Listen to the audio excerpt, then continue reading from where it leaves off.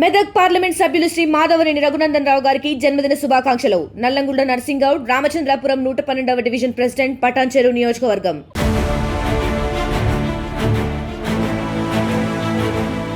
నిరుద్యోగులకు తెలంగాణ సర్కార్ good news. Revenue శాఖలో 10,000కు పైగా జీపీఓ పోస్టుల భర్తీకి గ్రీన్ సిగ్నల్ వచ్చింది.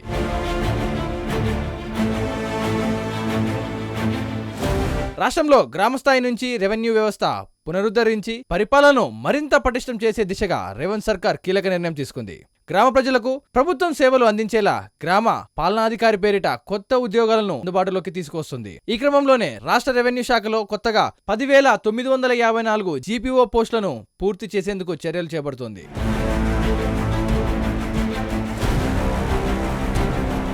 జీపీఓ నియామకానికి ఇటీవలే కేబినెట్ ఆమోదం తెలిపింది. ఇందులో భాగంగానే మార్చి 22న జీపీఓ పోస్టులను మంజూరు చేస్తూ ఆర్థిక శాఖ ఉత్తర్వులు జారీ చేసింది. త్వరలోనే వీటి నియామక ప్రక్రియ ప్రారంభం కానుంది. అయితే గతంలో వీఆర్ఓ, వీఆర్ఏలుగా పనిచేసి ప్రస్తుతం వివిధ శాఖల్లో ఉన్న 6,000 మందిని జీపీఓలుగా నియమించాలని ప్రభుత్వం నిర్ణయించింది. మిగిలిన 4,000కు పైగా పోస్టులను నోటిఫికేషన్ల ద్వారా భర్తీ చేయనుంది.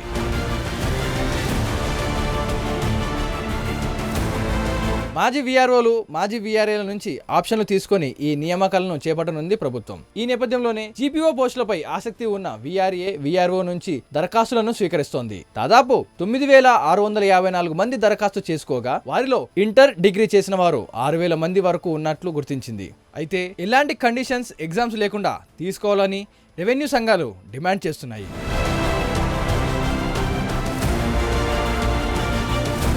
అన్ని రకాల ధృవీకరణ పత్రాలను క్షేత్రస్థాయిలో అవసరమైతే ఎంక్వైరీని జీపీఓలతోనే చేయించేలా జాబ్ చార్ట్ను సిద్ధం చేస్తుంది రాష్ట్ర ప్రభుత్వం.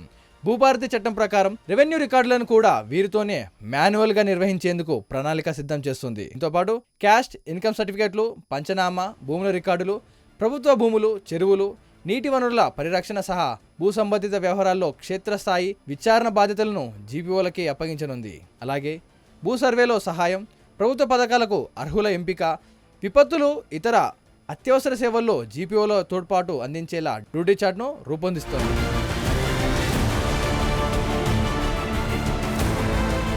మరిన్ని వీడియోస్ కోసం ఛానల్ ని సబ్స్క్రైబ్ చేయండి. లేటెస్ట్ అప్డేట్స్ కోసం వాట్సాప్ ఛానల్ ని ఫాలో అవ్వండి. ఆ లింక్ డిస్క్రిప్షన్ లో ఉంది.